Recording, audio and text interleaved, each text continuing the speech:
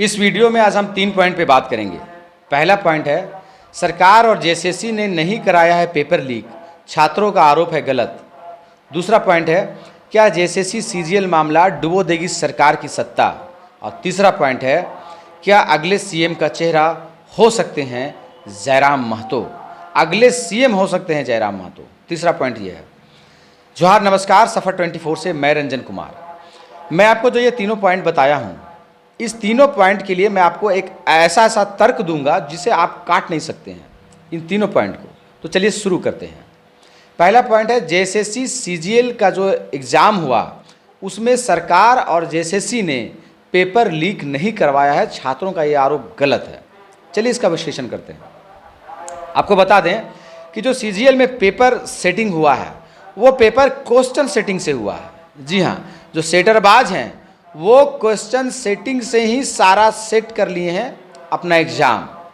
सरकार और जेएसएससी किसी भी हाल में ये नहीं चाहती थी कि पेपर लीक हो, शीशा लेदर हो और इस एग्ज़ाम को रद्द करना पड़े, क्योंकि रद्द करने से सेटरबाजों का जो है पैसा डूबने का डर रहता है। जो सेटिंग के लिए एग्ज़ाम, जो पैसा दिए हैं नौकरी के लिए, वो चढ़ बैठते हैं उन सेटरबाजों पर। इसलिए इतना सख्ती था, इसलिए इतना कंट्रोल लगाया गया था, इसलिए इंटरनेट शट डाउन किया गया था और तमाम तरीके का जो है पुख्ता इंतजाम किया गया था ताकि पेपर लीक किसी कारण से ना हो। सरकार और जेएसएससी पूरा एड़ी चोटी लगा दी कि पेपर लीक ना हो पाए, क्योंकि एग्ज़ाम रद्द करना नहीं चाहते थे जेएसएससी और सरकार किसी भी कीमत पर। क्यों? क्योंकि सेटिंग पेपर लीक से पहले हो चुकी थी। भाई, जो आप लोग बता रहे हैं, जो अंदेशा जताया जा रहा है, जो खबर मिल रहे हैं, जिस तरीके से 70-72 क्वेश्चन प्रीवियस ईयर से उठा करके डाला गया है, क्वेश्चन जो है वहीं से सेट हो चुका था, पेपर वहीं से सेट हो चुका था, सेटिंग वहीं से हो चुकी थी क्वेश्चन से ही, तो फिर लीक करने का मामला ही नहीं आता है। क्योंकि आप जब बात कर रहे थे, जो शिक्षकगण जब अंदर बात करने गए थे जेएसएससी ऑफिस में, तो आप देखेंगे कि क्वेश्चन जो प्रीवियस ईयर्स का रिपीट हुआ था, उस बात को जेएसएससी अध्यक्ष, जो चेयरमैन और ये सचिव हैं, वो हल्के में ले रहे थे। उस बात को कर रहे थे कि ऐसा, इसमें कोई बड़ी बात नहीं है, उसको मतलब ऑकेजनली ऐसा ही ले रहे थे। जबकि सबसे बड़ी बात यही है कि क्वेश्चन 72 क्वेश्चंस रिपीट हैं। This is the big things. सबसे बड़ी बात यही है।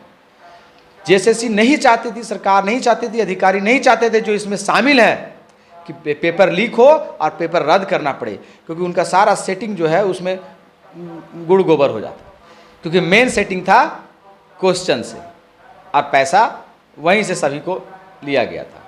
तो जेएसएससी और सरकार किसी हाल में नहीं चाहती थी कि पेपर लीक हो। कारण ये कि रद्द होने से उनका जो सेटिंग था वो कहानी खत्म हो जाता। दूसरा पॉइंट, क्या जेएसएससी सीजीएल का मामला डुबो देगी सरकार की सत्ता। जी हाँ, ये जेएसएससी सीजीएल का मामला सरकार की सत्ता डुबो देगी। क्यों? सो समझिए। ये कैसे डुबोगी मैं आपको बताता हूँ। सरकार 4 सालों में कुछ काम नहीं कर पाई, कोरोना और वगैरह वगैरह जेल उल का बहाना बनाते रहे, लेकिन अंत में अभी आप देखिएगा सरकार जिस एक्शन मोड में है, तमाम तरीके का उद्घाटन, शिलान्यास, ताबड़तोड़ काम हो रहा है, लग रहा है जैसे दोनों हाथ खोल दिए हो। लेकिन फिर भी विपक्ष घेरने के चक्कर में लगा हुआ है। और सरकार जो दोनों हाथे खोल करके योजनाओं और शिलान्यास, उद्घाटन, जो तमाम तरीके की चीज़ें कर रही है, आप देखेंगे सरकार के मंत्री हो, सरकार हो, मुख्यमंत्री, विधायक, जो भी हो, सब अपने स्तर पर एकदम जी जान से काम कर रहे हैं और फील्ड में लगे हुए हैं और तमाम तरह की योजनाओं को धरातल पर उतार रहे हैं। और ये कहीं ना कहीं सरकार के इमेज को थोड़ा रिकवर करने की कोशिश वो लोग कर रहे हैं, जो रिकवर हो भी रहा है। बहुत सारा ऐसा काम हो रहा है। बहुत सारे लोगों से मैं ये सुना कि सरकार जिस तरीके से दिल खोल करके काम कर रही है, वो लगता है सरकार फिर से वापस आएगी। लेकिन सरकार का जो इमेज रिकवर करने की कोशिश कर रही थी सरकार, और रिकवर हो भी रहा था, वो ये जेएसएससी सीजीएल का मामला गुड़ गोबर कर देगा, पूरे रिकवर में पानी फेर देगा। क्यों? क्योंकि ये जो स्टूडेंट का मामला है, ये जेएसएससी सीजीएल एक बहाना है, लेकिन इसमें झारखंड के तमाम तरीके का जो एग्ज़ाम है सब इसके साथ कनेक्ट हो जा रहे हैं, क्योंकि सभी एग्ज़ाम में धांधली हुई हो, चाहे वो नगर निगम का एग्ज़ाम हो, चाहे वो जेपीसीए का एग्ज़ाम हो, चाहे वो पीजीटी का एग्ज़ाम हो। तमाम तरीके के जो छात्र हैं वो इस जेएसएससी सीजीएल के आंदोलन से कनेक्ट हो गए हैं और छात्रों की एक बहुत बड़ी फौज है, बेरोजगारों की बहुत बड़ी फौज है जो अगेंस्ट, सरकार के अगेंस्ट हो गई है। और आपको हम बता दें कि सरकार के अगेंस्ट में जब छात्र होते हैं तो कोई मामला, कोई उद्घाटन, कोई शिलान्यास काम नहीं करता है, सब बैरत हो जाएगा। क्योंकि जिस घर से एक युवा अपनी जवानी बर्बाद कर चुका है, उसको जॉब नहीं मिला है, वो घर में अपने माँ बाप के एक एक पैसे का इस्तेमाल करके और एक नौकरी नहीं ले पाया है, तो वो बेटा जो घर में कहेगा वोट उधर ही पड़ेगा। वो बेटा बोलेगा कि इसको वोट नहीं करना है माँ, इसको वोट नहीं करना है पापा, नहीं करेगा, तो छात्र जिधर बोलेगा वोट उधर ही पड़ेगा। इस बात को नोट कर लीजिए। और एक नारा भी है, जब जब छात्र बोला है राज सिंहासन डोला है। ये नारा यूं ही नहीं निकला है, ये इस नारे में हकीकत और सच्चाई है। तो आपको बता दूं कि सरकार, मंत्री और उनके विधायक जो आप अपने इमेज को, जो 4 सालों में आपने कुछ नहीं किया, अपने इमेज को रिकवर करने की कोशिश कर रहे हैं, रीबिल्डअप करने की कोशिश कर रहे हैं, वो छात्रों के साथ जो अन्याय हुआ है, अगर आप इसे जल्दी से जल्दी सुधारेंगे नहीं तो आपका सारा शिलान्यास, सारा उद्घाटन धरा का धरा रह जाएगा और आपकी सरकार हवा हो जाएगी। ये जो देखने को मिल रहा है, मैं पिछले 5 सालों से रिपोर्टिंग कर रहा हूँ, और जो फील्ड में हमको मिलता है, जो सूचना, जो सूत्रों से जानकारी मिलती है, जो माहौल मिलता है, उसके आधार पर मैं बता रहा हूँ। ये जो JSSC CGL का मामला है, ये सरकार की सत्ता डुबो देगी, 100% डुबो देगी, अगर सरकार चौकन्ना नहीं हुई तो। क्योंकि सरकार के पास समय अब बिल्कुल भी नहीं बचा है, और जिस तरीके से मुख्यमंत्री का गोलमोल बयान आता है CGL एग्जाम को लेकर के, वो तो छात्रों को बिल्कुल भी पच नहीं रहा। चलिए अब तीसरे पॉइंट पे आते हैं। निवेदन कर आप लोग से वीडियो पूरा जरूर देखिएगा। तीसरा पॉइंट है, क्या अगला CM हो सकते हैं जयराम महतो। अब आपको लगा ये हल्का पॉइंट यार क्यों डाला। दोस्तों ये हल्का पॉइंट नहीं है, मैं इसका तर्क दे रहा हूं आपको, सुनिए। अगला CM जयराम महतो क्यों हो सकते हैं या होने की क्यों संभावना है, इसका मैं तर्क आपको देख रहा हूं, बेजोड़ तर्क दूंगा। पिछली बार रघुवंश सरकार को सत्ता से किसने उतारा? छात्रों ने और अनुबंध कर्मियों में वो कॉन्ट्रैक्ट वर्कर जो सरकार के छोटे से तनख्वाह पर अपना जीवन यापन कर रहे थे, लेकिन सरकार से कुछ उम्मीद रखे हुए थे, लेकिन रघुवंश सरकार ने उन्हें कुछ नहीं दिया। आप माने या ना माने, रघुवंश सरकार ने अनुबंध कर्मियों को कुछ नहीं दिया और वे उनसे नाराज चल रहे थे, और उसी का फायदा हेमंत सोरेन उठाए थे, लोक लुभावन और लच्छेदार भाषण दे करके, और इनके उम्मीदों को जगाया और सारे अनुबंध कर्मियों का वोट ले लिया। छात्रों को भी जगाया कि हम आपके लिए नीति लाएंगे, नियम लाएंगे और स्थानीयों को नौकरी देंगे, इस तरह करके वो सारा वोट ले लिए। छात्रों ने बैकआउट किया था रघुवंश सरकार का, इसलिए क्योंकि रघुवंश सरकार बहाली तो खूब निकाली, लेकिन 11 और 13 जिला का जो मामला फिट हो गया था, जो जिलों को खुला छोड़ दिया गया था 11 जिलों को, उसमें बहुत सारे बाहरी लोग भी घुस गए थे।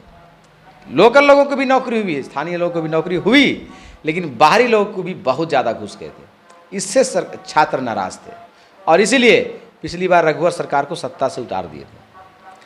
अब आपको मैं बताता हूं, जब जो रघुवंश सरकार को सत्ता से उतारे, वो क्या 5 साल के बाद पुनः उसी सरकार को लाने की कोशिश करेंगे? कदापि नहीं करेंगे, क्योंकि क्या गारंटी है कि वो सरकार फिर से आएगी और वो आपके लिए काम करेगी? जब थी तब तो काम ही नहीं की, आने के बाद क्या काम करेगी? बहुत गुहार लगाते रहे। रघुवंश दास के समय भी लाठीचार्ज और धक्का मुक्की और छात्रों पर कम नहीं बरसाया गया, अनुबंध कर्मियों पर कम अन्याय नहीं हुआ। इसलिए तो सरकार में ऐसा गए कि मुख्यमंत्री होते भी अपना सीट नहीं बचा सके रघुवंश दास। ये एग्जाम्पल सेट हो गया, आप बता देते आपको। तो इसीलिए मैं कह रहा हूं, जो समीकरण बन रहा है वो तीसरे फ्रंट की ओर बन रहा है। दोस्तों, तीसरे फ्रंट की ओर बनने का 2 कारण है।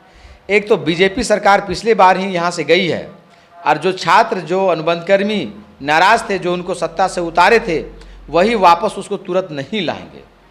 लाने में बहुत सोचना विचारना पड़ेगा, क्योंकि ये गारंटी नहीं है कि वो वापस आने के बाद इनके लिए काम करेंगे। जी हाँ, दूसरी बात कि जो JSSC CGL का जो एग्ज़ाम रद्द होने का जो प्रयास शिक्षकों के द्वारा किया गया, वो प्रयास सफल नहीं हुआ, और कहीं ना कहीं इसकी बागडोर जयराम के विंग, स्टूडेंट विंग के ऊपर आ गया है, जयराम के हाथों में आ गया है।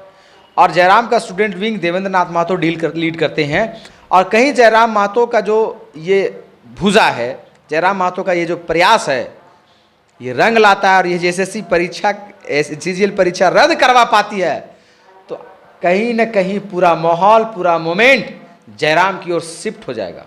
इस बात को याद रखिएगा, कहीं ना कहीं पूरा माहौल जो है जयराम की ओर शिफ्ट हो जाएगा, और वोट जो है, जो लोग तीसरे मोर्चे की ओर, तीसरे फ्रंट की ओर देख रहे हैं, वो तीसरा फ्रंट आपको मालूम है कि अभी जयराम ही है झारखंड में, जो मजबूती से उभर रहे हैं। तो इनकी ओर कहीं वोट शिफ्ट ना हो जाए और CM की कुर्सी तक जाने का इनका समीकरण सेट ना हो जाए, इनका मार्ग प्रशस्त ना हो जाए। हमारी बातों को आप अगर हल्के में ले रहे हैं तो कोई बात नहीं, लेकिन मैं आपको बता दूं कि मैं जो समीकरण बता रहा हूं ये अपने 5 साल के पूरे रिपोर्टिंग अनुभव से बता रहा हूं, जो मैं फील्ड में जाता हूं, जो लोगों से बात करता हूं। दोस्तों, भाजपा और कांग्रेस, अरे जम्मू में गठबंधन, अब इन पार्टियों से लोग घृणा करने लगे हैं, बहुत सारे लोग, क्योंकि इनकी जो एक तरीके से खास करके छात्रों के प्रति जो व्यू है, जो इनका दृष्टिकोण है, वो क्लियर कट नहीं है। और तमाम तरीके के सरकारी कामों में भी अब देखेंगे बड़ी बड़े लेवल पर धांधली हो रही है। ब्लॉक करप्ट हो गया, थाना करप्ट हो गया, जिला मुख्यालय, सब जगह करप्शन का भरमार है। और करप्शन के विरुद्ध जो आवाज़ उठाता है वो एक ही आदमी है, खतरनाक तरीके से, जयराम महतो। जयराम कुमार महतो जिस एग्रेशन में आवाज़ उठाते हैं करप्शन के विरुद्ध, सरकार के विरुद्ध, वो दूसरा अभी तक झारखंड में नहीं है। और करप्शन से लोग परेशान हैं, छात्र पेपर लीक सेटिंग से परेशान है, नौकरी नहीं मिल रहा उससे परेशान है, अनुबंध कर्मी छलावे से परेशान है। तो तीसरे फ्रंट की ओर लोग देख रहे हैं। और आपको मैं बता दूं, अगर ये एसएससी परीक्षा जो सीजीएल की एग्ज़ाम है, अगर वो ऐसे तो जयराम महतो के हाथ में चला ही गया, अगर इसको रद्द करवा देती है तो पूरा का पूरा माहौल, पूरा का पूरा मोमेंट वन साइडेड हो सकता है जयराम की ओर, और इसका बहुत बड़ा लाभ हो सकता है जयराम को। हो ना हो, सीएम के चेहरे तक, सीएम के पद तक इनका मार्ग प्रशस्त हो जाएगा। ऐसा समीकरण सेट हो रहा है, क्योंकि जिस तरीके से देवेंद्र नाथ महतो चरणबद्ध आंदोलन स्टार्ट किए हैं, 5 तारीख यानी आज मसाल जुलूस, हर जिला मुख्यालय में मसाल जुलूस निकाला जाएगा बड़े संख्या में। 6 तारीख को सुबह 10 बजे से डिजिटली प्रहार किया जाएगा सरकार पर। ट्विटर एक्स पर जो है वो हैशटैग चलाया जाएगा, hashtag cancel JSSC CGL exam जो है वो मैं आपको डिस्क्रिप्शन में दे दूंगा क्या हैशटैग चलेगा। उससे डिजिटली प्रहार होगा और इस जो ये जो माहौल है वो नेशनल इंटरनेशनल तक पहुंच जाएगा। तीसरा कि जो 7 तारीख को फिर ये लोग जिला मुख्यालय में हजारों हजार की संख्या में छात्र जुटेंगे, इसके समर्थक जुटेंगे और आवेदन बनाएंगे, एक चिट्ठी बनाएंगे जिसमें जिस सीजीएल परीक्षा को कैंसिल कराने की बात होगी वो मुख्यमंत्री के नाम से होगा, जेएसएससी अध्यक्ष के नाम से होगा और राज्यपाल के नाम से होगा। ये 3 चरणबद्ध आंदोलन खतरनाक तरीके से इस मैटर को हैक कर देगा, इस मैटर को हाईलाइट कर देगा। और उसके बावजूद भी अगर ये रद्द नहीं हुआ तो अंतिम प्लान इन लोग का है कि सरकार जहाँ जाए, उसके मंत्री जहाँ जाए, विधायक जहाँ जाए, वहाँ खुल के विरोध करो, काले झंडे दिखाओ, काली पट्टी दिखाओ। अब आप बोलिए कि ऐसा जब स्थिति होगा तो क्या छेछा लेदर हो जाएगा विधायकों का, सांसदों का, मंत्रियों का, इस पार्टी के। माहौल कहीं ना कहीं खराब कर देगा ये सब मिल करके। तो एग्ज़ाम मुझे लगता है जिस चरणबद्ध तरीके से देवेंद्र महतो ने ऐलान किया है, एग्ज़ाम सरकार को रद्द करना पड़ेगा, और नहीं करेगी तो सरकार का जो है मटिया मेल कर देगा, ये लोग धूमिल कर देगा सरकार का जो छवि है पूरी तरीके से। तो कुल मिला जुला करके जो समीकरण बन रहे हैं वो एग्ज़ाम रद्द होने की ओर बन रहे हैं। और एग्ज़ाम रद्द कराने का क्रेडिट अगर जयराम महतो और देवेंद्र नाथ महतो ले पाते हैं तो ये जयराम की पार्टी के लिए बहुत बड़ी संजीवनी का काम करेगा और ये वोट को वन साइडेड कन्वर्ट कर देगा। तो तीनों पॉइंट जो मैंने आपको बताया, इसका विश्लेषण कैसा लगा आप हमारे कमेंट बॉक्स में ज़रूर बताइएगा। अच्छा लगा तो भी बताइएगा, बुरा लगा तो भी बताइएगा। अगर मैं गलत विश्लेषण किया हूं तो उसका तर्क आप अपने अनुसार दीजिएगा।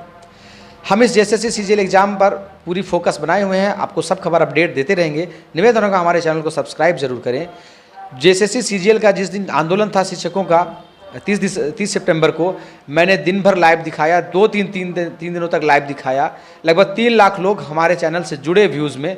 लेकिन लोग, आप लोग से निवेदन है, आप लोग सब्सक्राइब करने में कंजूसी करते हैं, ऐसा ना करें, काफ़ी मेहनत लगता है। लगभग 10-15 घंटे का लाइव दिखाना, this is not so easy, बहुत एफर्ट लगता है। आप लोग को पता है कि आप लोग के साथ पैदल हम भी चले, हमारे पैर में भी छाले पड़ गए, फोड़े निकल आए, फिर भी हम आप लोग के साथ रहें।